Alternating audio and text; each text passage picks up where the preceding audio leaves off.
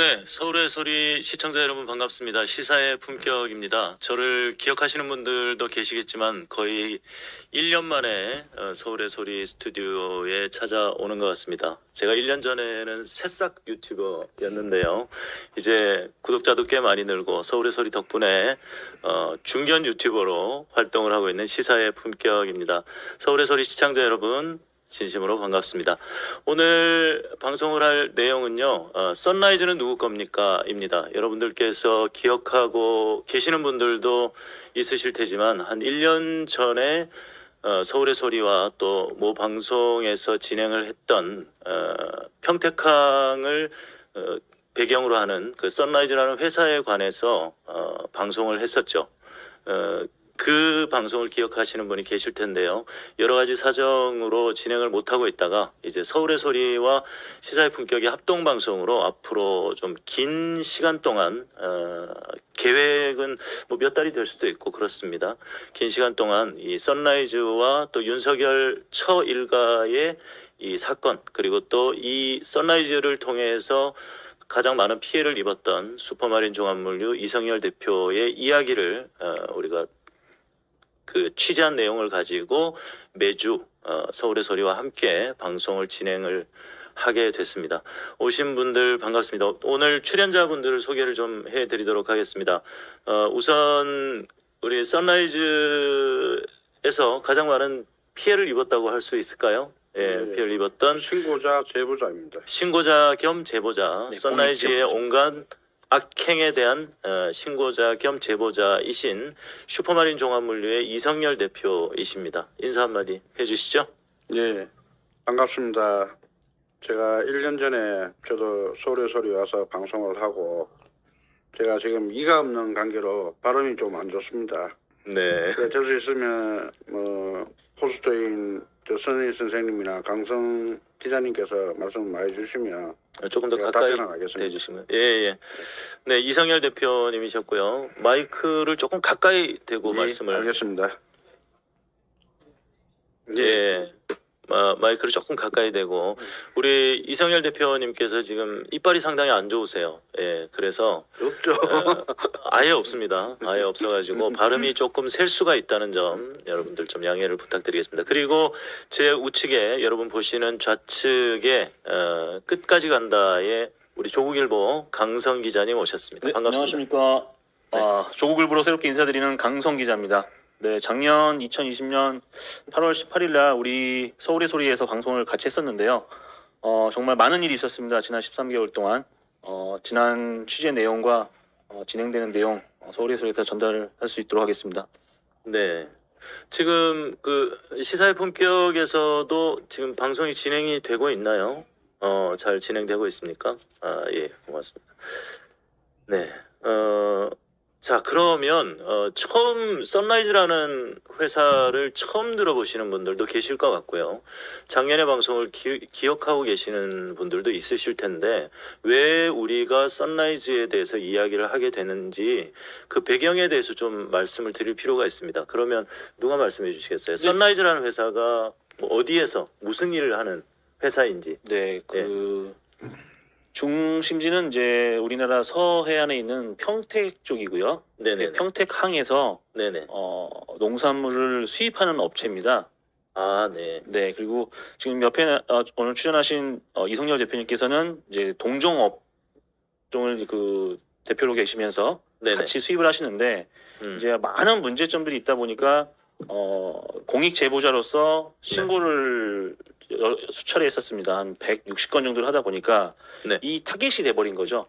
그 신고의 대상이 선라이즈였습니다. 네. 그러면 선라이즈는 평택항의 자유경제구역이라고 하나요? 네. 관세가 적용되지 않는 자유무역지역. 네. 자유무역지역. 근데 제 지식으로는 국내 업체가 자유경제구역에 들어갈 수 있나요? 당시 네. 2010년 10월에 좀 선라이즈가 가까이 대주세요. 선라이즈가 이제 들어올 때만 해도 네. 법상 안 되는 걸로 알고 있습니다. 네. 그리고 그게 된다면은 저부터 시작해서 수많은 업체들이 이제 다 그쪽으로 들어가서 쉽게 말해 중국산 고관세 중국산 농산물이 한국으로 들어오려고 하면 네. 기존 업자들은 고관세를 냈어야 되거든요.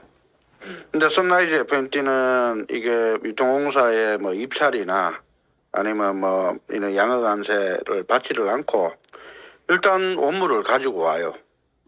가지고 와서 거기서 이제 가공을 해서 가공 관세를 낸다는데 당시만 해도 제품 관세나 원료 관세 둘 중에 높은 관세를 내게 돼 있지 뭐 가공했다 해가지고 800% 1000%가 27%를 낸다는 거는 이게 시장에 맞지가 않는 거예요.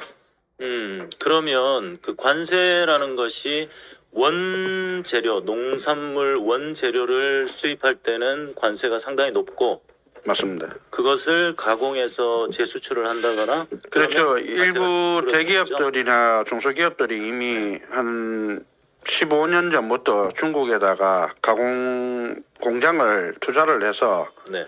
중국에서 싼 노동력, 싼 물값, 싼 전기료 그리고 뭐 각종 싼 비용으로 중국에서 이제 냉동 제품이나 냉장 제품을 만들어요. 냉동 냉장 제품 같은 경우는 보통 관세가 한 27% 정도밖에 안 하거든요. 그거를 이제 갖고 오면 우리 농민들을 보호를 할 수가 있어요. 쉽게 말해가지고 중국산이 그냥 원물인 채로 막 밀려 들어오면 우리나라에서 농민들이 농사를 지을 수가 없습니다. 경쟁력이 안 되죠. 그렇기 때문에 관세 장벽을 둬서 자국의 농산물도 보호하고 맞습니다. 첫 번째는 관세로 자국의 농민들을 보호하고요. 네네. 가장 중요한 거는 식약청의 식품위생법, 농약, 랍, 카드뮴 그러니까 국민들 건강을 생각해서 각종 검사를 맡았습니다. 한 100가지를. 네. 그리고 식물검역소에 식물방역법 위반이 되는지 안 되는지 네. 우리 토양을 우리 식물들을 뭐 오염시킬 뭐 바이러스나 기생충이나 선충 같은 게 있는지 없는지 검사를 하거든요. 네. 선라이즈 FMT는 이런 중국산 농산물을 가지고 와서 네. 관세도 안 내고 국세 그러니까 국세청에 세금도 안 내고 식약청 식물검역소 검사 검역도 안 맡았다는 거예요. 그게 어떻게 가능합니까? 수익 감독 기관이라고 하죠. 관세청, 식물검역소, 식약청에서 네. 오히려 이들을 돕고 있는 거예요. 돕고 있고 경찰 그리고 국세청, 검찰까지 실제로 뭐 검찰이 뒤에서 이거를 다 조종하고 있었고 그냥 우리 국민과 농민을 배반을 하면서 특정 업체가 이제 엄청난 폭리를 취할 수 있도록 만들었는 거죠. 관세만 빼먹어도 한 컨테이너에 몇 억인데 그게 국산 둔갑시키면 당시에도 국산 둔갑되면 한 8배에서 10배 가까이 또 돈이 올라가거든요. 그냥 사람들은 농산물 뭐 한 컨테이너 갖고 와가지고 관세 빼먹고 장난쳐봐야 얼마 벌겠냐 착각하는데 이 금액을 국산 둔갑시켜가 유통했는 금액을 따지면 뭐 엄청난 돈이거든요. 수입산을 국산으로 둔갑하면 어마어마한 차익을 볼 수 있다. 그렇죠. 불법인데 그렇게 네. 하고 있다. 그런 거죠. 맞습니다. 그러면 우리 강성 기자님, 네. 또 이상열 대표의 재판이라든가 이 사건에 대해서 오랫동안 네. 보셨을 거 아닙니까? 그럼 선라이즈라는 회사가 어떻게 이런 비호를 받아가면서 아까 이 대표님 말씀하신 네. 것처럼 식약처나 관세청이나 또 심지어 검찰까지도 비호를 해주는 이런 네. 일이 벌어지죠. 실제 소유주가 누굽니까? 전 현직 관세청 직원들로 이루어진 회사고요. 아, 네. 뭐 우리는 흔히 말하는 올드보이라고 하죠. 네. 어떤 이제 학교를 졸업하거나 아니면 어떤 기업에서 근무를 한 이후에 퇴직을 하고 이제 후임자들이 되는데 그런 전 현직 관세청 직원들로 이루어진 회사였습니다. 예. 전 현직 관세청 직원들로 이루어진 선라이즈라는 회사가 관세청이나 검찰이나 식약처나 이들의 비호를 받으면서 네. 외국산 농산물을 관세도 제대로 치르지 않고 몰래 빼돌려서 국산으로 둥갑시키고. 네, 그렇죠. 누구 못지않게 세금이라든지 아니면 그 불법에 대해서 잘 아는 사람들이 네. 이루어진 회사인 거죠. 와, 정말 나쁜 놈들이네요. 네, 그렇죠. 지금 이 대표님께서 설명해 주신 대로 일반적으로 고관세 490%, 700%, 800%면 만 원짜리 물건이 수입을 해왔을 때 8배, 9만 원, 뭐 10만 원 이렇게 되는데 관세를 내고 팔았을 때 9만 원, 10만 원 판매가 되어야 되는데 그렇죠. 설명해 주신 대로 이 관세를 이제 폭리를 취하면서 27% 매겼다. 그럼 12,700원이 되니까 원가가 원가가 그렇게 되니까 이 800%, 900% 정식으로 수입을 하고 관세를 내신 슈퍼마린 같은 경우와 비교가 되는 거죠. 그러니까 문제는 국산 둔갑시키면 그 돈이 8배에서 10배로 더 올라갑니다. 8배에서 네. 10배요. 그러면 이런 일을 하는 그러니까 선라이즈가 모든 걸 유통하지는 않을 거 아닙니까? 네, 이거 그렇죠. 네. 물건을 받는 사람들이 있을 거죠. 네. 그 받는 자들이 누구냐는 거죠. 물론 저는 알고 있지만 대기업들이 네. MOU도 체결을 하고 네. 선라이즈 물건을 받았습니다.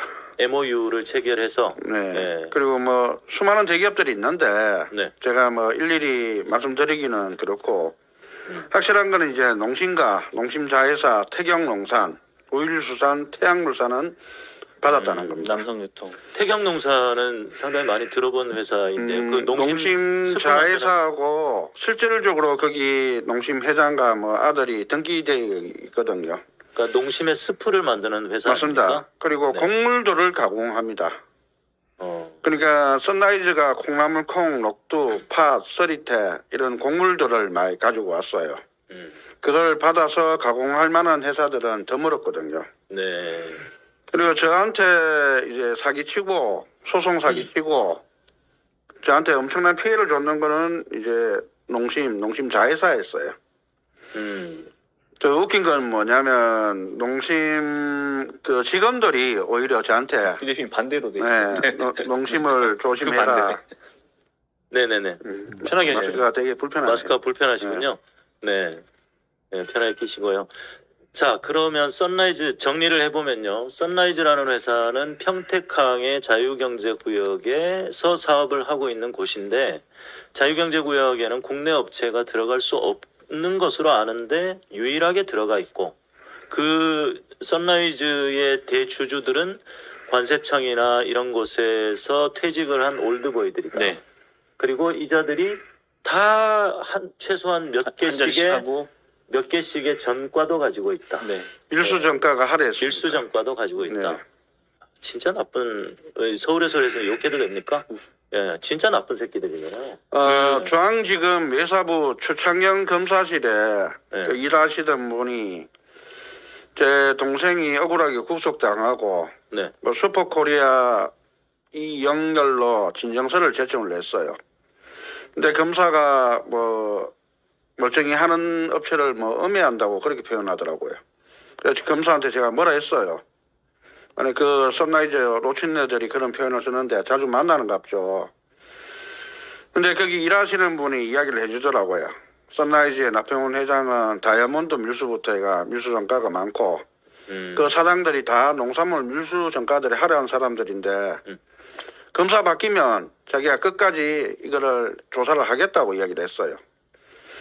3년 4년 제대로 이렇게 기소도 안 하고 나중에 봤더만 약식 기소, 불기소 처리를 했더라고요.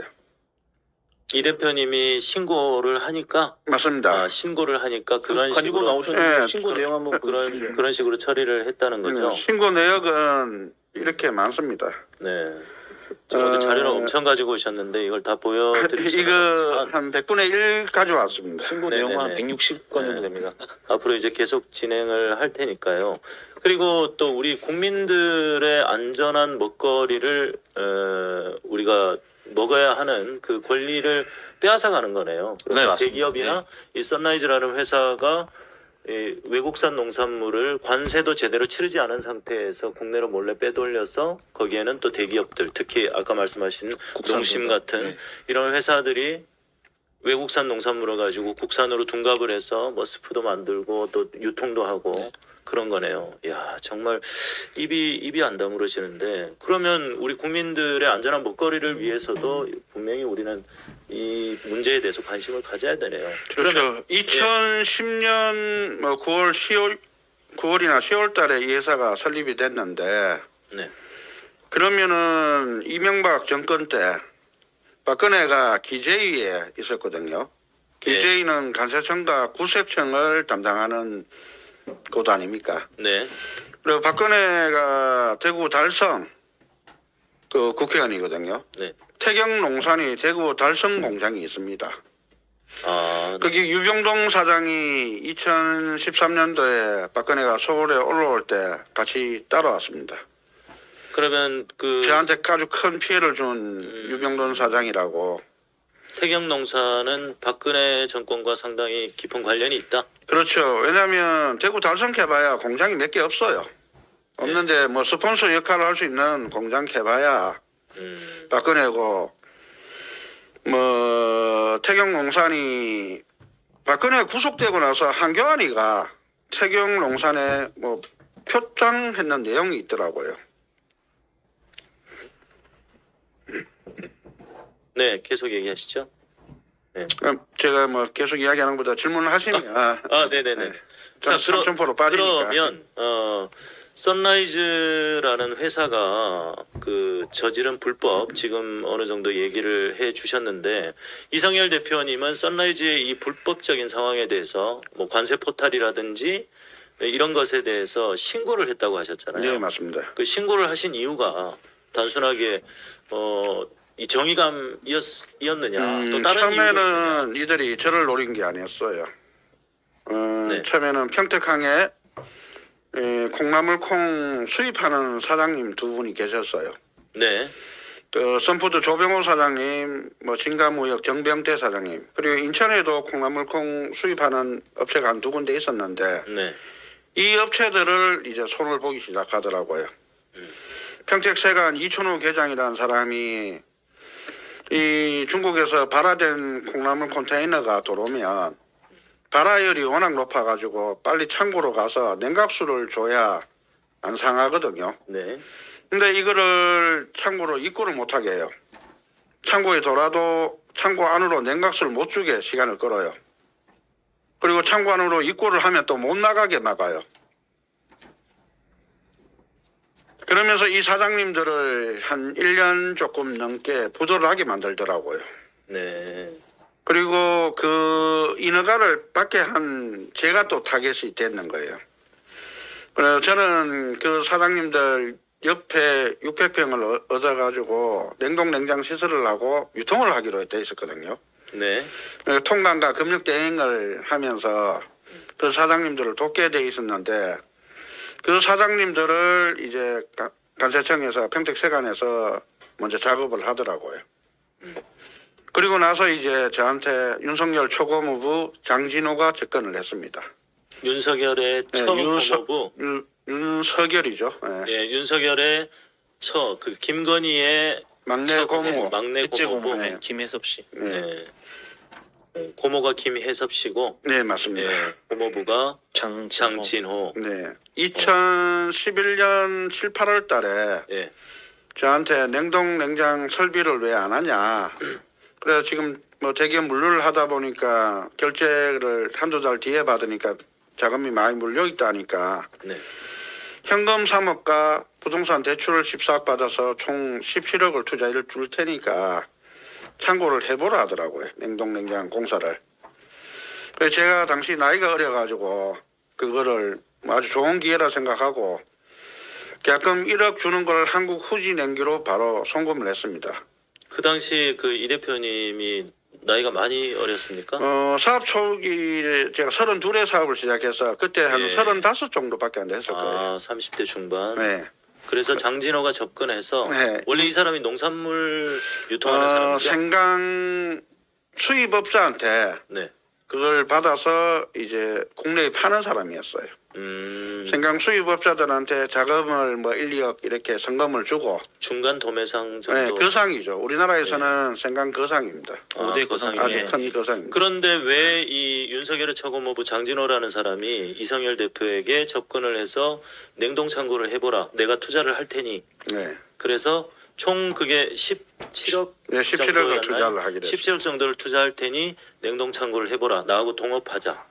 동업 이야기 아닙니다. 자기가 그러면 투자를 하겠다고 단순히 이야기했어요. 투자를 하겠다. 네. 그럼 뭐 어떤 옵션이 있을 거 아닙니까? 그럼 그때만 해도 나이가 어리니까 그런 거는 안 따졌죠.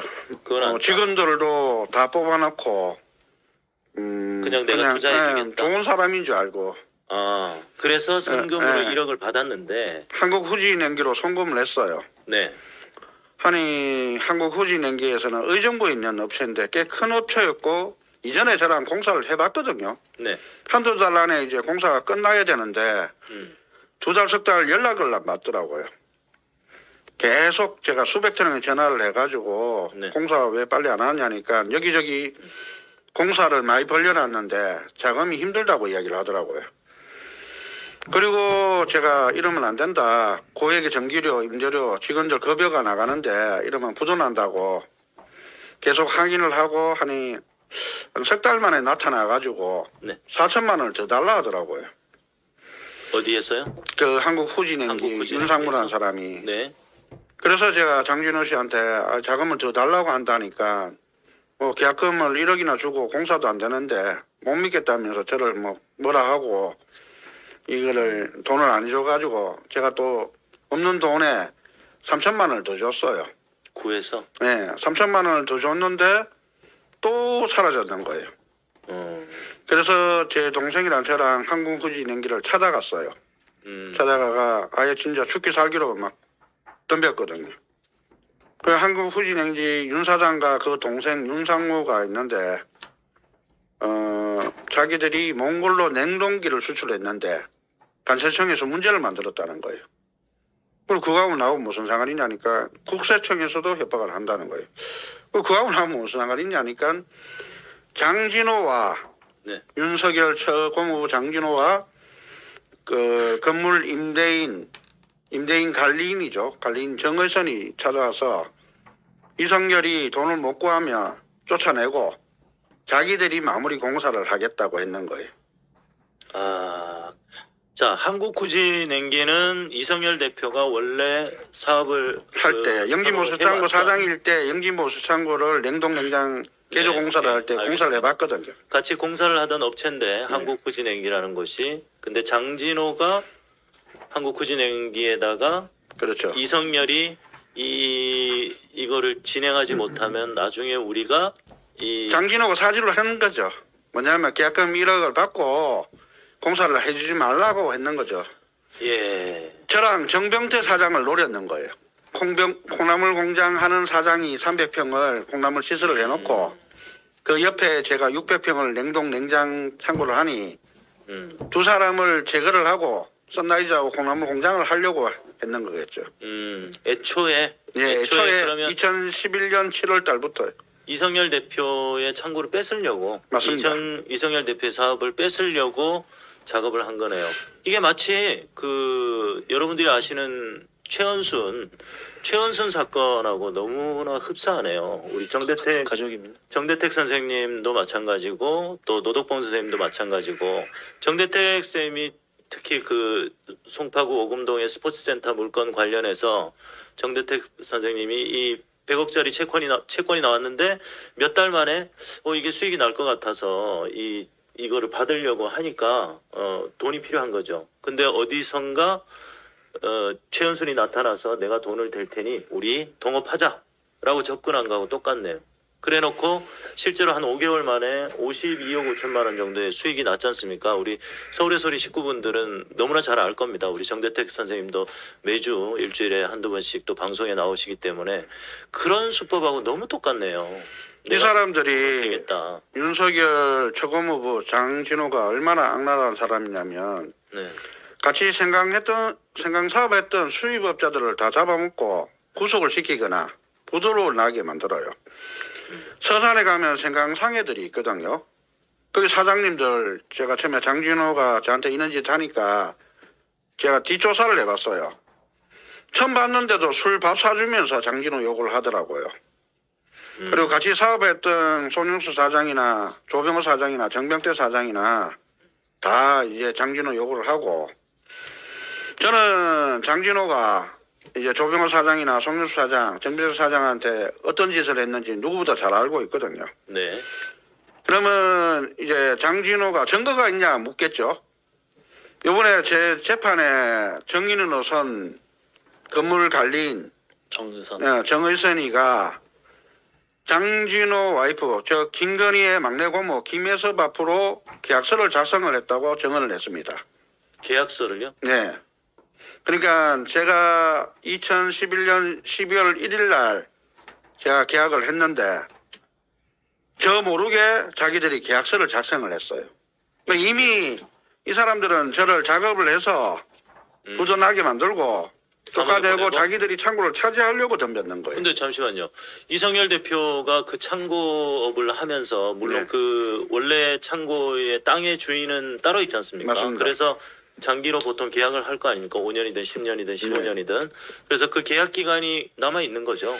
저는 10년 계약을 해서 아직 계약 기간이 언제까지? 남아 있습니다. 언제까지 있습니까? 올 12월까지는 올 12월까지요? 예. 그러니까 이제 계약 제가 고소를 해야죠, 다. 그러니까 계약 기간이 남아 있는데 이들은 이중 계약을 한 거네요. 그렇죠. 이중 계약을 했죠. 제가 그 원본을 받고 그 혹시라도 또 몰라서 그 건물관리인한테 이메일로 보내달라 해가 이메일로 받았고 네. 그 이메일 받은 거랑 이 계약서를 다 제가 출력을 해왔거든요. 네. 이거는 따로 제가 자료를 올릴 겁니다. 장진호 측이 이중 계약한 계약서라는 맞습니다. 말씀이신 거죠, 그게. 네. 어. 그리고 한국후진냉기가 저한테 작업했다는 거는 네. 그 뭐 동생도 같이 가서 들었고 네. 여기 지금 전화기들이 4대가 있습니다. 네. 그리고 이 노트북이 이제 사업 초기부터 있던 전화기고 저는 100% 녹음을 합니다. 네. 공무원이든 누구든. 그리고 이 전화기에서 수많은 양이지만 하나씩 제가 증거를 이제 제출을 하면서 이야기를 하려고요. 아, 솔직히 아직 재판이 남아서 장진호를 지금 정인 소환했는데 그 부분은 강훈 기자님이 예, 말씀해 노트북하고 휴대폰에 이제까지의 어떤 그 녹취라든가 모든 정보들이 네. 여기 안에 들어있다. 맞습니다. 조금 네. 안타까운 얘기지만 그 이성열 네. 대표께서 지금 마스크를 쓰고 이제 말씀하시는 게 자연스럽지 못하신 이유가 중간중간에 저런 그 기록들을 갈취하기 위해서 네. 이제 나쁜 애들이 찾아와서 뭐 뺏어간 거 없어요. 핸드폰만 2번씩 뺏어가고 이런 그 와중에도 가지고 계신 노트북하고 이제 핸드폰입니다. 폭행도 당하시. 이제 여러 번 나가시고 네. 금시도 나가시고 그래서 평택에서 강원도. 한 번, 부산에서 한 번. 네. 제주도에서는 2017년도는 아예 간세청 직원과 건달들이 합동으로 저를 지금 조질로 말씀 중에 갔습니다. 죄송하지만 지금은 웃으면서 얘기할 수 있지만 지금 이성열 대표께서 제주도로 이사를 가신 이유가 네. 만에 하나 나한테 무슨 일이 생겼을 때 이제 우리나라는 특별자치 제주도가 그래가지고 이제 들어올 때 비행기나 항공편이나 이제 선박으로 들어오지 않습니까? 네. 기록이 남으니까 내가 어떤 음해를 당했을 때 누가 왔다 갔는지 기록이라도 남기자는 뜻에서 처음에 제주도로 들어가신 겁니다. 나중에 제부 분위기잖아요. 자치 경찰단에 세종시에서 뭐 문제를 만들어서 또 저를 기소를 하려고 덤비더라고요. 네. 혹시 이게 카메라에 잡힐지 모르겠습니다. 네. 그리고 네. 앞으로 조금 기울여 주시면 이렇게요? 네. 이렇게? 손으로 잡아 주셔서. 네, 네, 좋습니다. 네. 네. 제가 여기 청와대, 검찰, 경찰, 간세청, 평택세관, 신물검역소, 선라이저 내부자들 증언, 다른 피해자들 증언 모든 녹취가 다 있습니다. 그리고 총 국민신문고로 115번 그리고 공익신고로 또 신고를 하고 저희 가족들 또 신고했는 내역 그 내역들이면 충분히 입증 가능하고 그 결과가 이제 또 나왔지 않습니까? 네. 일부지만.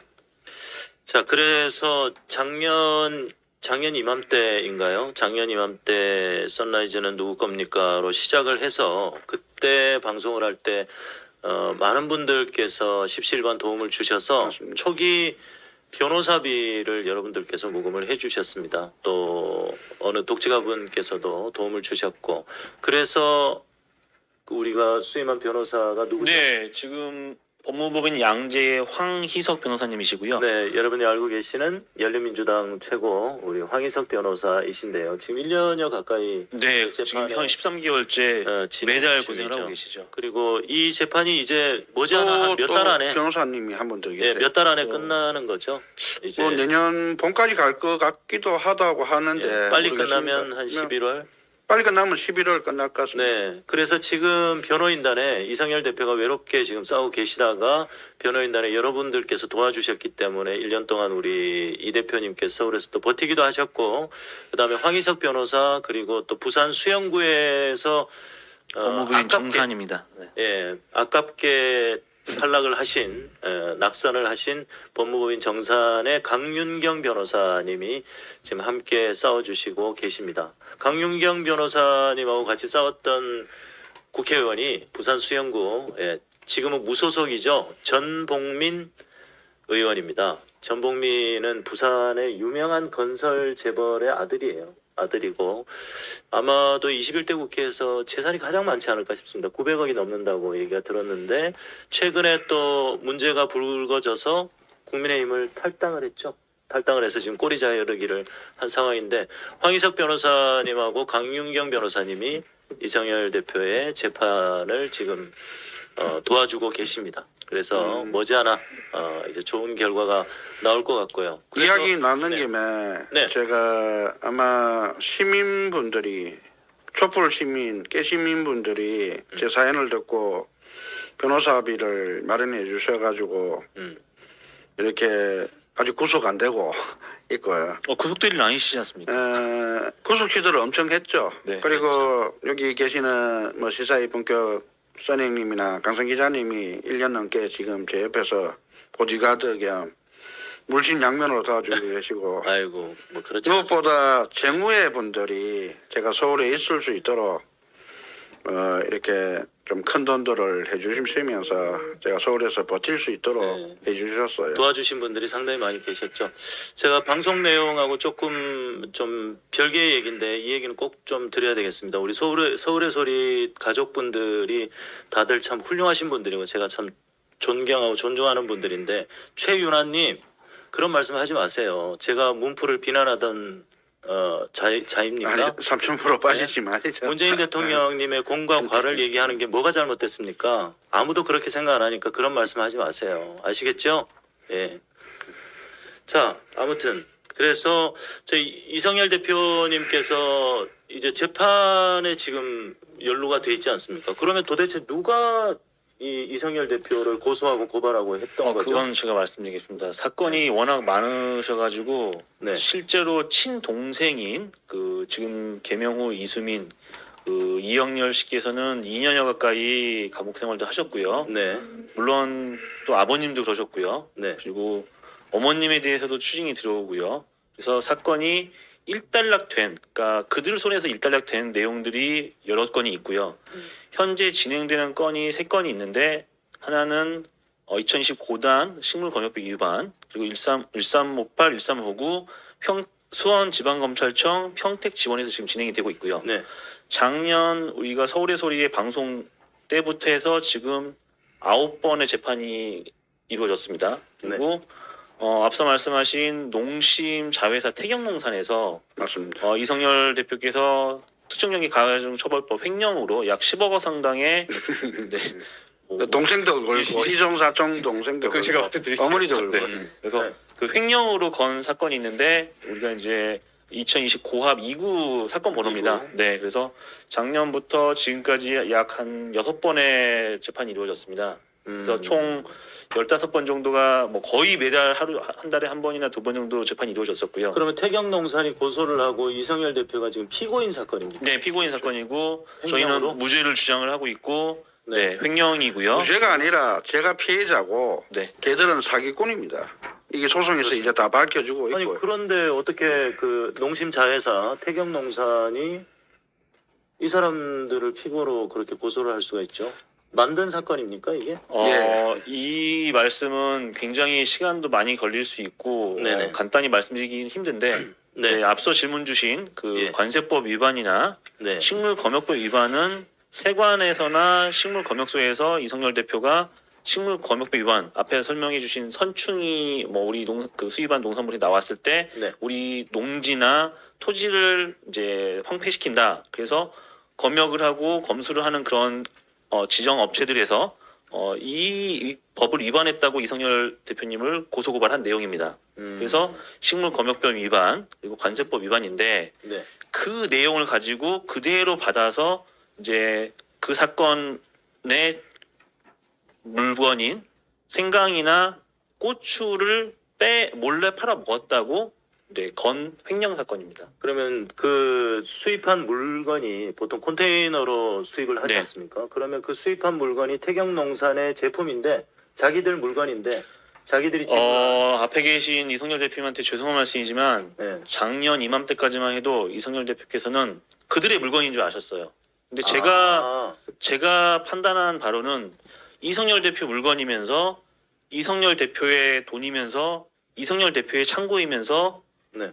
그러니까 뺨 맞고 또 맞고 또 돈도 물고 지금 결과적으로 지금 진행되는 재판은 감옥에도 네가 가라라는 내용입니다. 자, 그러면 저희 여러 사건을 다 지금 설명드리기는 오늘 첫 번째 네네. 방송에서 다 네. 설명드리기 횡령만 하셔도 힘든데 됩니다. 자, 태경농산 농심자회사가 이성열 대표를 고소를 해서 지금 재판을 진행하고 있단 말이죠. 네. 그러면 사실 사건이 간단하지 않습니까? 이 수입한 컨테이너를 왜냐하면 이성열 대표는 그 당시에 보세창고, 예. 보세창고죠. 그러니까 보세창고에 대해서 잠깐 설명을 해주시겠어요? 외국에서 물건이 들어오면 네, 관세청, 식물금융소, 식약청 검사를 맡기 전에 보관하는 데입니다. 보관하는 창고. 그러면 식물금융소, 식약청에 검역 검사가 합격이 되고 네, 관세청에서 또 샘플 검사를 해가 합격이 되면 관세를 내고 나가면 됩니다. 관세를 그러니까 내고. 보세, 관세를 아직 내지 않는 상태로 보관하는 창고인데 네. 제 이 창고는 평택세관지정 관리대상 창고예요. 즉 밀수를 검사하는 창고였다. 밀수를 검사하는. 그래 창고 초창기부터 선라이즈가 밀수를 하니 우리 네. 창고로 보내라. 그럼 내가 철저하게 검사를 하겠다 했다가 네. 이렇게 됐네. 그러면서 신고를 하셨죠 계속. 예. 아니 그러면 너무 간단한 거 아닙니까? 제가 일반인의 입장에서 볼 때는 태경농산이 자기들 물건이라고 주장하지 않습니까? 그러면 실제로 태경농산이 돈을 지불하고 그 자금 추정만 해도 그렇죠. 확인되는 거 아닙니까? 네, 그러니까 누가 돈을 가져갔냐? 요번에 은행에 그 태경농산이 돈 냈으면 돈 냈다는 내역을 제출하라니까 제가 이 태경농산 횡령건이 2015년도에 시작해서 1월 29일입니다. 검사가 10명이 바뀌었어요. 5년 동안. 5년 동안. 네. 제가 이거는 정말 취재 파일을 가져다닙니다. 한번 여기 한번 보여드릴게요. 보여드려야 됩니다. 보이시는지 모르겠지만 네. 이 줄 하나가 쭉 한번 이야기를 해주세요. 제가 설명을 드릴까요? 네. 수원지방검찰청 오지석 검사, 수원지방검찰 여주지청 박인우 검사, 수원지방검찰청 평택지청 김한민 검사, 수원지방검찰청 여주지청 오지석 검사, 수원지방검찰청 안산지청 정윤식 검사, 수원지방검찰청 평택지청 박종성 검사, 또 평택지청 권근환 검사, 제주지방검찰청, 제주에 대해서는 제가 꼭 예의를 하고 싶습니다. 왜 그러냐면 네. 앞서 설명드린 대로 기록을 남기기 위해서 이제 제주로 이제 가족이 들어가셔서 그때는 뭐 지역적인 문제 때문에 당연히 제주도로 이송이 된다고 생각을 하는데 차동호 검사 그리고 또 거기서 또 이호석 검사가 나오고요. 최근에 이제 수원지방검찰청 평택지청의 박선영 검사가 지금 한 사건입니다. 한 사건을 네. 그래 네. 이게 횡령 사건. 검사들이 하는 말로 인공위성 태운다 하더라고요. 예, 헬기 그러니까 하죠. 기소하기는 나중에 자기들한테 문제가 되고 그 뺑뺑이를 돌리죠. 그렇죠. 근데 이 사건이 제가 평택에 사는데 어떻게 평택에서 수원으로 가고 수원에서 여주로 갑니까? 네. 다시 안산으로 갔다가 다시 평택 왔다가 다시 또 여주로 갑니다. 혹시 여주에 간 게 윤석열이 여주지청장에 그렇죠. 있을 때입니까? 윤석열이 그 시기가 겹치고 진짜입니까? 영향력을 행사할 수 있던 시기입니다. 어. 그리고 그뿐만 아니라 윤석열이 뭐 대전에 있을 때는 세종 검찰에서 저한테 전화도 오고 예. 뭐 대구 쪽에서도 뭐 대도하는 사기꾼들이 저한테 접근도 하고 그랬었거든요. 예. 오늘 그 첫 방송이기 때문에 이 전체적인 사건을 여러분들에게 설명해 드리기는 불가능합니다. 불가능한데 어떤 연관이 있는지 이런 좀 개괄적인 내용만 말씀드릴 수밖에 없고요.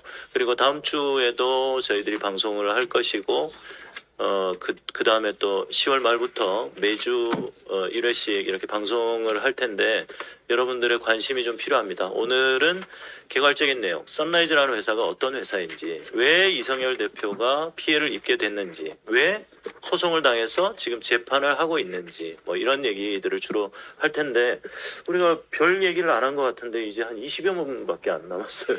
저는 표현을 이렇게 했습니다. 제가 네. 이제 그 저희 회사 조국일보에 기록을 시작을 했는데요. 네, 대하 드라마도 이런 대하 드라마가 없습니다. 네, 그러니까 뭐 어떤 뭐 과장되게 말씀드리려고 하는 게 아니라 이성열 대표만의 문제가 아니고 네, 이 검역을 하는 검역소, 관세청 또 이런 문제점을 잡는 검찰, 수사기관들이 어떻게 이렇게 이 한 가정과 개인을 이렇게 억압하고 심지어 죽이려고까지 하는 내용들이 많이 나오고요.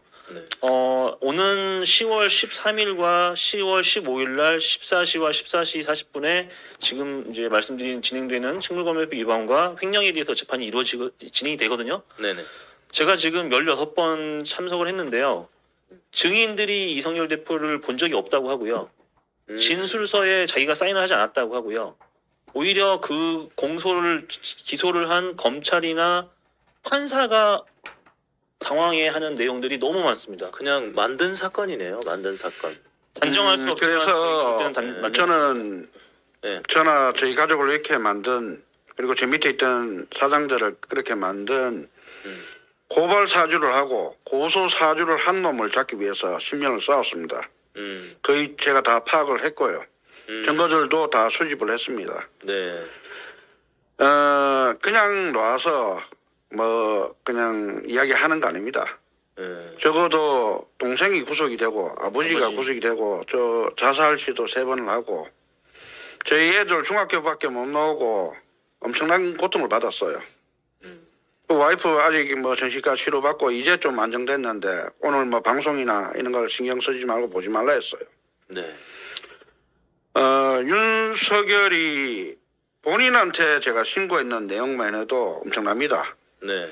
중앙지검장일 때, 검찰총장일 때, 그리고 윤석열이 장모가 이 선라이즈 비리를 저한테 팩스를 받고 전화 통화를 했습니다. 윤석열이한테 전달을 한다고.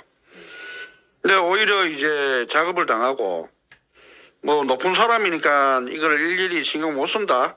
그럼 박영선 장관이나 박상기 법무부 장관은 왜 중앙지검에 이걸 보내고 평택경찰서에 자료를 보내서 그 말씀을 정식 접수하겠습니까? 이 대표께서 한 160건의 이제 공익 신고를 하셨지 않습니까? 예. 어느 곳도 답을 주시지 않고 그 신고한 내용 그대로 이성열 대표를 관세법 위반이나 식물검역 위반 똑같이 또는 만듭니다. 횡령으로 똑같이 이제 저희가 주장하는 겁니다. 네. 검토한 내용이고 씌우는데 유일하게 그 중에 이제 전 박영선 장관께서만 회신을 주시고 검토를 해서 국정감사까지 올라갔었죠. 국정감사는 다른 준비만, 네. 국회 하다가 또 막혀버렸고요. 야, 그랬군요. 자, 그러면 그 남은 시간 동안은 오늘 다 해드릴 수 없기 때문에 그 선라이즈라는 회사에 대해서 조금 더 궁금한 내용을 얘기를 하고 싶습니다. 조금 늦게 들어오신 분들 계실 텐데요. 이 선라이즈라는 회사는 평택항을 배경으로 자유경제구역에서 사업을 하고 있는 곳인데 여기에 이 주주들은 다 관세청에서 퇴직을 한 고위 공무원들, 관피아라고 할 수 있죠. 이들이 서로 한 7명 된다고 들었는데. 네, 7, 8명과 예. 기존 밀수꾼들이 있었습니다. 네네네. 그리고 이들이 초대 대표이사가 국민권익위원회의 오정덕입니다. 네. 이게 이들이 국민권익, 제가 그게 뭐죠? 공익신고자라고 제가 아무리 이야기해도 이 국민신문고 그쪽에서 인정을 안 하더라고요. 네. 뭐 알고 이들이 봤더만 회사다. 거기서 사람을 데리고 와가지고 맡고 있더라고요. 자, 이들이 만든 회사이고 이들이 관세를 포탈하고 또 그 수입 농산물을 몰래 빼돌려서 국산으로 둔갑시키고 그것들을 또 대기업들이 받아서 수입 농산물을 국산으로 둔갑시켜서 라면 스프도 만들고 국내에 몰래 국물도 유통하고 네. 이런 짓들을 자행했다는 거죠. 근데 1년여 동안 우리 또 이성열 대표가 싸워주셔서 재판도 진행되고 싸워주셔서 지금 우리가 어느 정도 소기의 성과를 좀 그렇죠. 아주 이루어냈다고 일부지만 네, 놓았죠. 일부 그죠? 그 중에 여기 우리가 준비 자료를 보여드릴 텐데요. 준비한 자료를 한번 띄워주시겠습니까? 자, 고액 상습 체납 명단 공개자 해서 여기가 이제 관세청에서 국세청으로 넘긴 건이죠. 네. 예, 국세청으로 넘긴 앞서서 건인데. 조금만 설명을 드리면 네네. 2020년 8월 22일 날 저희가 모 방송사와 같이 방송을 했었는데 그 개인 세납자와 고액 세납자와 법인 세납자의 거의 1위, 2위, 6위를 이성열 대표의 친동생 이영렬 씨 그리고 어머님이신 윤이자 자자님께서 거의 2018년 말까지 1위, 2위, 뭐 6위 정도 하셨었어요. 네. 그리고 지금까지 160번 정도 신고를 했던 그 썬라이즈에 대해서는 아무런 어떤 결과가 없었어요. 그런데 최근에 관세청 그 공시를 통해서 나온 자료를 보면 지금 저 자료화면 나가고 있지 않습니까? 그렇죠. 이 나평훈이란 분이 180억 정도의 이제 체납액 명단이 올라갔고요. 네. 그리고 다음 페이지에 보시면 선라이즈 FNT의 부사장이라고 돼 있네요. 나평훈이. 실질적인 회장입니다. 그러니까 부사장이라고 돼 있는데 실질적인 소유주다라고 네, 볼 수 있는 회장입니다. 겁니까? 근데 나평훈이라고 돼 있는데 네. 개인인데 상호가 지워져 있어요. 상호가 그러니까 없어요. 관세청에서 이것도 또 꼼수를 쓰는 거예요. 네, 선라이즈 FNT라고 왜 명시를 말을 못하지? 해야죠. 개인이지만 예, 선라이즈 FNT라고 왜 말을 못할까요? 개인이지만 이성열 대표는 나와 있습니다. 맞습니다. 네. 제가 네. 가짜 걸 만들어 가지고 자, 그 지금 고액 상습 체납자 개인 단위해서 180억입니다. 180억. 예, 그 다음에요. 자, 법인 초록나라라고 돼 있네요. 초록나라. 예, 이건 뭐죠? 예, 선라이즈 FNT 자회사입니다. 자회사. 예, 밀수된 콩, 마늘, 생강 이런 거를 파는 회사고요. 수입을 하면 유통, 창고 다 함께 해야 되지 않습니까? 세탁을 하는 회사죠. 세탁. 예. 그러니까 선라이즈 FNT의 그 대주주들이 다 하나씩 사업체를 가지고 있더라고요. 사업체가 되게 많습니다. 그 중에 하나라는 얘기입니까? 맞습니다. 근데 어떻게 그 나평훈하고 나승환하고 같은 나씨네요. 그걸 또 예. 추적을 해봐야 되고 당시 평택세관 조사계 나창신 가장하고 관련이 있다고 제가 신고를 하니까 대표이사를 바로 바꿔버리더라고요. 네. 그래서 평택세관 조사계 나창신 그리고 나평원 나승한 관계를 제가 고발을 통해서 밝혀내겠습니다. 자, 지금 관세청의 법인은 1등이에요, 1등. 개인도 지금 1등입니다. 체납세액이 1등, 198억 정도 되고요. 작년까지 그다음에- 참고로 이 대표님 가족이 1등이었습니다. 네. 그거는 이제 네, 허위로 조작된, 허위로 근거가 조작된. 없습니다. 네. 그렇습니다. 네. 근데 개인으로 1등은 나평훈인데 이 사람이 선라이즈 그 우측 상단에 보시면 선라이즈 FNT 명함이 있죠. 네. 이성열 대표님께서 제공해 주신 거를 지금 올렸는데 부사장 나평훈이라고 돼 있는데 실제로는 선라이즈 FNT의 실제적인 저 마크를 한번 소유주다. 보세요. 네, 마크를 보시면 이게 언뜻 보면 독일 국기 같이도 보여지는데요. 제 눈에는 뭐 해가 뜰 때 예, 선라이즈 라이즈 일출이죠. 에클립스 네. 말씀하시는 네. 거. 이렇게 네. 보통 선라이즈를 하면 일본에서는 애니메이션 회사나 다 예. 전범기를 자주 집어넣는 그런 회사들이 하고 있거든요. 이야, 그렇군요. 선라이즈. 선라이즈가 우길기를 선라이즈라고도 합니다. 맞습니다. 우길기. 네. 예, 전범기라고 할 수 있죠. 얘네들 국적이 어딘지 모르겠네. 그리고 아니 네. 관련 자료 예, 조금 더 보겠습니다. 네. 자, 이건 뭐죠? 31번에 그 제가 계속 신고해가지고 네. 이게 2019년인지 20년인지 몰라도 이것도 올라 있습니다. 네, 카리나 FNT 네. 그리고 원래 선라이즈 선라이즈 FNT. FNT였는데요. 그리고 지금 선라이즈 홀딩스도 있습니다. 그 뒤에요? 예, 아니 그 회사가 또 있습니다. 아, 네. 이들은 죽지를 않습니다. 바퀴벌레처럼 네. 계속 회사를 만들고 이짓을 하고 네. 농심 자회사들이 뭐 바지회사 사기꾼 밀수꾼들을 세워서 장항에서 밀수도 하다가 지금 네. 평택항에서도 내나 또 그 짓을 하고 있거든요. 야, 아니 그런데 이렇게 거대한 그 카르텔인데 네. 거대한 악의 카르텔인데 어떻게 대항할 생각을 하셨어요? 보통 아니 저는 아주 단순했어요. 검찰에 관세청에 신고하면 그냥 다 잡혀갈 줄 알았어요. 나이도 어렸고 경찰과 검찰을 믿었죠. 무한 신뢰했다. 네. 그리고 처음에 신고하러 가면 한 달, 두 달 되게 잘해줘요. 네. 잘해주면서 막 열심히 해요. 하는데 갑자기 막혀버려요. 이야. 경기 남부경찰서에서는 제가 1년 넘게 수사협조회가 평택세관 압수수색까지 들어갔다고요. 네. 경기 남부경찰서에서 이제 수사할 때 제가 당신들 절대 못한다. 내가 서부지검, 특수부, 중앙지검, 여사부, 서울지방경찰청, 관세청, 뭐 서울세관, 인천세관 다 신고해봤는데 이거 막히더라. 당신들 하면 이거 여기저기서 전화 오고 막는다. 그래서 자기들은 선라이즈하고 평택세관이 문제가 아니고 그 뒤에 있는 세력들을 잡으려고 시작했다는 거예요. 네. 그래서 손가락 끌고 100번을 약속을 했어요.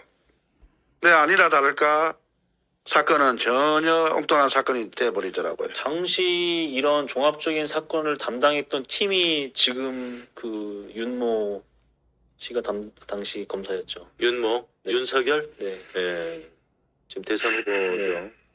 야, 이거 어디까지 썩어 있는지를 모르겠습니다. 그리고 저는 이 사건을 보면서 깜짝 놀란 게 이 윤석열의 처고모부라고 하는 장진호라는 사람이 하는 수법이 저는 이제 이성열 대표하고 같이 재판도 가보고 하면서 장진호의 존재를 알게 됐는데요. 윤석열 장모 최은순하고 하는 수법이 똑같아요. 이 집안은 이 인간 수법이- 백정들이고 악마들입니다. 사기치는 수법이 너무나 똑같은 게 이제 동업을 제한하거나 내가 돈을 대겠다 네. 이렇게 해서 아까 정대택 선생님 말씀도 했지만은 우리 균분하자 이익이 생기면 똑같이 나누자 해서 실제로 이익이 생겼어요. 그러면 항상 동업자를 감옥에 보냅니다. 그 보낼 수 있는 힘은 김건희가 만나는 남자 검사 사위 또는 검찰이 제가 필요한 거죠. 요즘 최근에 뭐 또 하나 터졌지 않습니까? 뭐 온유철이 나오고 네, 화천대유 사건이 네, 다 터졌죠. 그놈인데 화천대유 얘기하시면 네. 다들 좀 신나실 것 같은데. 이거는 뭐냐면 전 국민을 상대로 전 국민의 음. 건강을 가지고 먹는 걸로 장난을 쳤어요. 식약청 검사도 안 받고 그리고 우리나라 농민들 돈을 못 벌게끔 이 장난질 쳐가 2015년도에 생강농사 지은 사람들은 박살이 났어요. 아. 2016년도 마찬가지고 농사꾼들은 항상 돈을 못 벌어요. 장진호 같은 거상들이 돈을 벌고 보면은 또 생강무역하는 수입업자들을 또 잡아먹어요. 그거를 보고 제가 농협들을 설득을 해가지고 이게 뭐 하는 짓이냐 보면은 수입업자 잡아먹고 가을에는 농민들 잡아먹고 농협에서 직접 수거를 하고 직접 유통을 하라고 보관하고. 자, 이 말은 네. 그겁니다. 수입업자를 잡아먹고 농민들을 잡아먹는다는 얘기는 뭐냐면 아까 수입 관세를 포탈하고 몰래 빼돌려서 국산으로 둔갑시키고 그런다고 하지 않습니까? 예를 들어서 뭐 생강이든 뭐든 들어오면 자, 이게 정상적으로 관세를 매기고 들어오면 거래가가 한 10만 원이라고 예를 들어보자고요. 항상 제가 네. 9만 5천 원에서 잠깐만요. 10만 원을 계약을 했거든요. 10만 원이라고 예를 들어보면 이자들은 관세를 포탈해서 실제 관세를 안 내고 들어오잖아요. 그러면 실제 얘네들이 사는 금액은 관세를 안 내니까 터무니없는 낮은 가격에 네. 뭐 만 몇천 원, 2만 몇천 원의 원가란 말이죠. 그러면 얘네들이 5만 원, 6만 원에 팔아버리는 거예요. 그러면 우리 농민들도 죽고 수입업자들도 죽는 거예요. 맞습니다. 정상적으로 세금을 내거나 정상적으로 농사를 열심히 지어서 하는 농민들을 다 죽이는 거죠. 그리고 네. 또 이 이성열 대표께서 하시는 것처럼 이성열 대표가 사업을 하셨지만 혼자 수익을 남기는 게 아니잖아요. 운송하는 사람도 있을 맞습니다. 것이고 뭐 관세사도 있을 것이고 다 몇 개의 업체가 여기에 연관. 기존 시장은 정확하게 말씀드리면 한국만 따져도 선사, 네. 선사. 네, 선사고 항에서 창고로 옮기는 운송사, 보세 운송사랍니다. 네네. 그리고 창고, 금역대행사, 네. 관세사, 네. 그리고 노무자들, 네. 그리고 2차 운송, 그리고 이거를 건조하는 건조장 사장, 재분장 사장, 유통업자, 시장에서 판매하는 사람, 최소 10개 회사는 먹고 살아요. 컨테이너 하나에. 네. 근데 이렇게 고춧가루를 가지고 와서 대기업으로 해서 아니 라면 장사를 해야 되지 새우깡 장사를 하든가 왜 고춧가루 갖고 장난치면서 돈 벌고 예. 기존의 시장을 다 무너뜨리는 거예요. 윤석열이 예, 네, 괜찮습니다. 윤석열이가 예. 검찰총장 취임사할 때 뭐 공정한 시장 질서를 뭐 무너뜨리는 예. 뭐 사조직이니 뭐 어쩌고 할 때 저는 선라이즈 이야기하는 줄 알았어요. 좋아서 네, 울으셨대요. 왜냐하면 와. 그때 당시 박근혜나 최순실이 구속되니까 예. 그래서 천호국 관세청장이나 이상기 인천 조사과장 그리고 김재섭 인천 세관장 그리고 평택의 나창신 그리고 뭐 이천호 계장 정창조 이런 썩어 빠진 새끼들이 다 구속될 줄 알았어요. 네. 근데 갑자기 구속이 안 되는 거예요. 고영태도 구속이 안 되고 오히려 민주당에서 뭐 고영태를 뭐 보호를 하고 있고 지금 뭐 수박들 드러나지 않습니까? 제가 뭐 지금 뭐 대선 주자 한 분 욕하고 다닌 지가 오래됐거든요. 대선 주자 한 분요? 네. 혹시 윤석열 얘기하는 겁니까? 아닙니다. 윤석열은 당연한 거고요. 아, 당연한 민주당 거고. 쪽에서도 아, 민주당 쪽에 그래서 수박으로 이제 밝혀지는 사람이 있지 않습니까? 누군지 알겠다. 네. 네. 아무튼 뭐 그렇습니다. 그래 네. 이게 말이 아니고 제가 갑자기 노래가 생각이 나는데요. 네. 낙엽이 우수수 네, 이낙엽 떨어질 네, 맞습니다. 때. 아니요, 뭐 예, 그냥 떨어지는 낙엽 그 조심해야 노래가 갑자기 됩니다. 생각이 난다는 얘기죠. 뭐. 그러니까 네. 누가 그러더라고요. 똥은 그냥 덮어놔야 되는데 저는 똥 보면 치워야 되는 성격이거든요. 아, 똥을 보면 치워야 된다. 근데 윤석열이 보세요. 똥이니까 똥파리들이 옆에서 막 맹갱거리고 있지 않습니까? 다 비리가 있는 새끼들이에요. 예. 정치인이나 판사나 검사 다 약점 잡히고 비리가 있으니까 꼼짝 못하는 거 아닙니까? 예. 지금 그런 것들이 하나 둘씩 이제 드러나고 있고. 이제 방송이 마무리되려고 하니까 이성열 대표가 이제 좀 이게 풀리셨어요.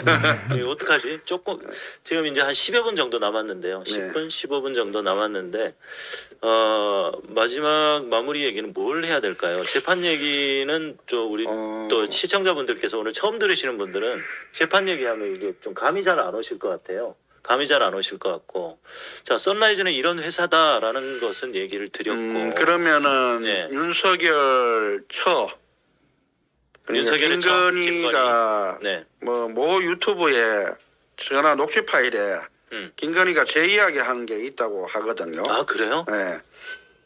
그리고 당시에 선라이즈 F&T가 불법 재임대 줬는 게 BMW 또 잊지 못해서 그걸 제가 신고를 했어요. 그 녹취 파일을 지금 들고 왔는데 그거 한번 들려주십시오. 감세청의 한민 그거는 다음에 하는 거죠. 감세청의 한민 감사과장이 분명히 처리를 했다 했거든요. 근데 평택세관 통관지원과장 선과장이 실세였는데 퇴사라고 그쪽 회사로 입사를 하더라고요.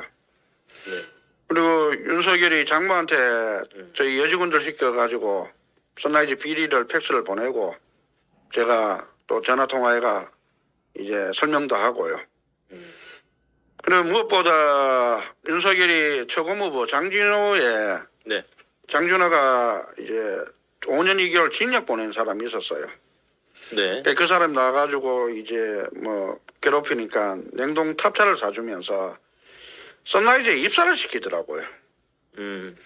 근데 이제 그 온물이 빠져나가는 현장을 잡기가 되게 힘들거든요. 네. 그것만 잡으면 완벽하게 이제 간세 포탈하는 걸 잡을 수 있으니까. 이 말씀은 드려야겠네요. 작년 그러니까 2020년 10월 7일 날 이성열 대표 이 사건입니다. 사건 재판 그러니까 수원지방검찰청 지방법원 평택지원에서 재판이 있었어요. 네. 진행이 되고 그때 써니님께서도 참석하셨던 것 같은데 진행이 되고 네. 그날 바로 지금 이 사건의 발생지인 슈퍼마린 종합물류 창고를 방문을 했어요. 네. 카메라 2대 3대 들고 네. 같이 여럿이서 가가지고 사건 현장 잡았습니다. 네. 밀수하는 그 사건 현장이 밀수 뭡니까? 현장을 잡았습니다. 밀수 현장을. 네, 밀수 현장을요. 예. 제가 지금 농수산물 밀수만 지금 한 7년째 취재를 하고 있는데 네. 딱 보여가지고 이성열 대표께서 바로 112 신고하시고 평택 세관한테 밀수팀이 신고를 했습니다. 예. 처음에 한 5명이 왔어요. 그러더니 시간을 끌고 잠깐 나가 있으라고 하더니 창고 문을 잠그고 그러고 나서 결과적으로 13명 정도가 왔어요. 맞아요. CCTV 압수하고 뭐 봉인하고 뭐 막 그러더니 결국은 아무 문제 없대요. 네.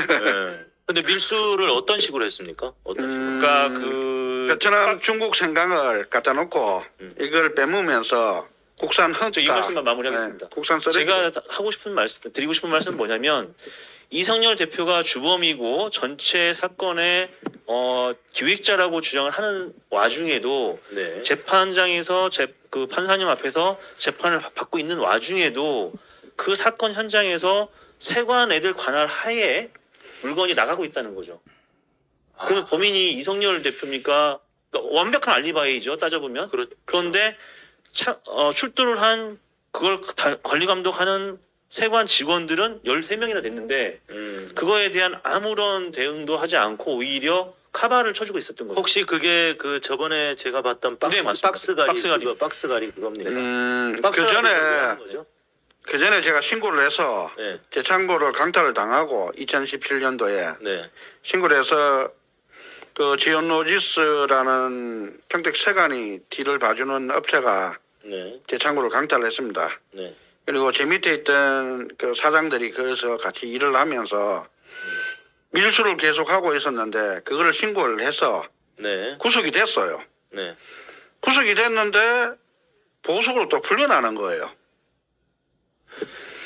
그리고 또 밀수를 합니다. 그거는 건고치고 이번에는 강성 기자님하고 같이 가가지고 이제 생강 밀수하는 거를 경찰 부르고 관세청을 불러서 시각적 식물검사는 오도 안 하고 그래서 이제 관세청에서 처음에 뭐 5-6명 왔다가 13명까지 왔는데 그 제 동생을 불법으로 구속시켰던 놈들이 그대로 있더라고요. 얘들은 10년째 평택세관을 못 떠납니다. 근데 심지어 강성 기자를 막 폭행하려고 덤비더라고요, 때로. 그러면서 자기들이 경찰을 불러요. 경찰 보고 카메라 핸드폰을 빼들으라고 지우라고. 자, 민간인인 제가 신고를 하고 있고 관세청은 13명 와가지고 그들을 커버를 쳐주고. 커버를 쳐고 있고. 자, 그러면 그 이성열 대표님, 이성열 대표께서 보셨을 때, 네. 자, 우리 그 영화 뭐 범죄와의 전쟁이나 네. 이런 영화가 100배는 더 심합니다. 100배가 더 심하다고 현실이 현실은 더 심하죠. 영화보다. 강성 기자님이 일본 하루차 오랫동안 추적했지 않습니까? 네. 이 농산물뿐만 아니라 수산물 장난치는 것도 어마어마하거든요. 네. 최근에 뭐 김용문 관세청장 그리고 윤우진이 그 수입 뭐 육류 수입업자. 또 로비 당 뭐 하고 하는 거 나오지 않습니까? 그렇죠. 1억 1천만 원 그 건네주는. 네, 장면도 이게 나왔죠. 보니까 다 검사 출신이고 그들만의 뭐 장난질이 있는 거예요. 야. 그러면 얘네들이 그 밀수하고 그 온갖 불법을 저지르는 것을 관세청이나 식약처나 이런 것들이 다 한패거리가 돼서 서로 비호해주고 또 서로 이렇게 팀이죠, 나눠 팀. 먹고 나는 먹고 저녁에는 상납을 또 술도 받고. 같이 먹고. 네. 재판 과정에서 따로 말씀을 드리겠지만 뭐 윤종훈 반장, 음. 정창조, 이동혁, 이혜열 이런 분들이 특사경입니다. 특별사법경찰들입니다. 이병혁, 네. 권순일. 네. 그런 분들이 뭐 분들이라고 해야겠죠 여기서는 그런 분들이 실제로 증인 신문을 하고 진술서를 받고 그러는데 결국 참새가 우리가 짜 맞춰놨다 아닙니까라고 할 정도로 영화 대사죠. 베테랑 영화 나오는데 그런 분들이 나와가지고 판사님 앞에서는 위증은 못하니까 우리가 짜 맞춰놓은 겁니다라는 식으로 이제 답을 아니 황기석 변호사님께서 워낙 법원에서 질문을 잘 하시니까 애들이 꼼짝 못하고 출두할 경우도 많거든요. 맞아요. 그러면 판사나 직접 보셨잖아요. 예. 검사 3시간, 2시간 뭐 한마디도 못하고 있지 않습니까? 심지어 검사도 자고 있죠. 판사도 자고 있고. 네. 우리가 다음 시간에는요, 조금 더 세부적인 내용을 가지고 얘기를 할 텐데, 오늘 첫 방송이기 때문에 사실 약간, 좀, 이 개괄적인 내용만 얘기를 했어요. 선라이즈라는 회사가 어떤 불법을 저지르고 있고, 왜 이성열 대표는 이런 불이익을 받고, 또 오히려 재판에 지금 피고로 지금 출석을 해서 재판을 받고 있는지 그냥 양심적으로 평택항에서 그 창고업을 운영하고 있던 분인데 또 창고까지 다 뺏기고 창고의 설비나 이런 것들을 이성의 창고뿐만 아니라 땅, 재산 다 뺏겼죠. 땅 재산 다 뺏기고 왜 이런 일이 벌어졌는지 경제적으로 아예 고립을 시키고 네. 10년 동안 이런 고발, 고소 사주를 당하면 아무 일도 못합니다. 그렇죠. 그리고 간세청에서는 무책임하게 근거도 없는 거 몇십억짜리를 집으로 보내고 그렇죠. 재판이 벌어지면 바로 재판이 열리면 되는데 네. 뭐 검사가 그러니까 10번이나 6년 동안 16번 돌렸습니다. 그렇죠. 대구, 여주 뭐 여기저기 아니 왔다 갔다 그리고 하면서 재판만 해도 지금 3년째입니다. 그 네. 이후에 기소돼서 기소돼서 그러니까 예. 기소되기까지 5년이고 지금 재판을 3년째 받고 있습니다. 최순실 국정농단보다 더 복잡한 사건인가 보네요. 그래서 재판을 3년째 지금 받고 계시고 아니 그래서 제가 판사 검사한테 판사 검사가 유치원생이라니까 정말 사건들을 알아묻기 쉽게 설명해 주려고요. 못 알아서 그러는 건지 모르는 척 하는 건지 이게 어떻게 조작되는 사건이고 어떻게 장난질을 쳤는 건지 간단하게 설명해 주려고요. 네, 저희가 이 방송을 하는 이유는요, 그 윤석열 처 일가가 연루되어 있기 때문이기도 하고, 지금 화천대유 건이 전혀 새로운 국면으로 지금 접어들지 않았습니까? 처음에는 이재명 지사를 공격하기 위한 저들의, 그리고 또 우리 내부의 어떤 세력들의 네거티브가 있었습니다만은 어제 그 곽상도 아들 50억 뉴스로 인해서 완전 국면이 바뀌어졌어요. 이거는 지금 SK 최태원 회장의 자금이 흘러 들어간 화천대유 실소유는 SK 최태원 회장이다라는 얘기가 지금 나오고 있고, 그래서 가만 보니까 곽상도나 원유철이나 또 이 박영수 특검이나 그 최순실을 그 변호한 윤석열이 수사팀 당시 누구죠? 박영수 특검 때도 윤석열 있었죠. 이경재죠. 이경재 변호사나 전부 다 최태원이가요, 여러분. 최태원이가 그 당시에 깜빵에 있었어요. 감옥에 있었는데 내가 그 감옥에 나가기 위해서 최순실의 끈을 잡아야 내가 나갈 수 있겠구나라고 생각한 거예요. 생각해가지고 곽상도한테 지금 이 변칙적인 방법으로 뇌물을 준 거예요. 박영수 특검도 마찬가지고 이경재 변호사도 마찬가지인 거죠. 새로운 국면을 지금 흘러가고 있는데 이 선라이즈 건도 파고 들어가다 보면 윤석열 처 일가도 나오고요. 거대한 이 윤석열이 나온다는 본인이 겁니다. 책임져야 될 부분이 되게 많습니다. 제가 본인이? 신고했는 내역을 네네. 그리고 박상기 법무부 장관실에서 중앙지검을 보냈으면 적어도 고발인 조사는 해야 될 거 아닙니까? 그래서 뭐 저처럼 힘없는 사람이 그냥 국민신문고로 신고했으면 안 부를 수가 있다 쳐요. 네. 그래도 법무부 장관실에서 힘들게 그거를 자료를 백업해가 보내주면 고발인 조사라도 해야 되는데 그거를 그냥 사건을 덮어버려요. 네. 그래 경기 남부 경찰서에서 조사했던 거 그리고 평택 경찰서에서 조사했던 게 왜 간세적으로 그냥 이관이 되냐고요. 네. 자, 그러면 자, 시간이 뭐 무한정이 있는 게 아니기 때문에 오늘 1부는 이 정도로 하고 그 2부 다음 시간에서는요. 윤석열 처 일가가 어떻게 깊이 연관이 돼 있느냐. 맞습니다. 에 대해서 조금 중점적으로 이 장진호가 했던 짓들을 증거 위주로 제가 말씀을 드릴게요. 네, 그리고 우리가 이 방송을 하는 이유는요. 그 윤석열 처 일가를 고발하는 이 거대한 악의 카르텔, 관피아라든가 악의 카르텔을 고발하는 목적도 있고요. 그리고 이성열 대표는 평택항에서 양심적으로 사업을 하던 사람인데 타겟이 돼서 왜냐하면 계속 그들이 이 비리를 저지르지 저뿐만 못하게 아니라 수많은 사장님들이 작업을 당했어요. 방해를 하니까 물론 이제 이성열 대표뿐만이 아니겠지만 이런 억울한 사람이 없어야 된다는 생각입니다. 그래서 저는 정말 보고 싶은 게 이성열 대표가 다시 평택항에 가서 그 창고업을 하고 또 수입도 하고 이렇게 하면서 다시 사업을 하는 모습을 꼭 보고 싶거든요. 그래서 제가 함께 싸우기로 한 것이고 사실 이 내용들을 우리가 방송하는 것은 상당히 위험할 수도 있습니다. 맞습니다. 힘없는 사람들은 세력들이기 간세청, 때문에. 국세청, 경찰, 검찰한테 또 당할 거예요. 네.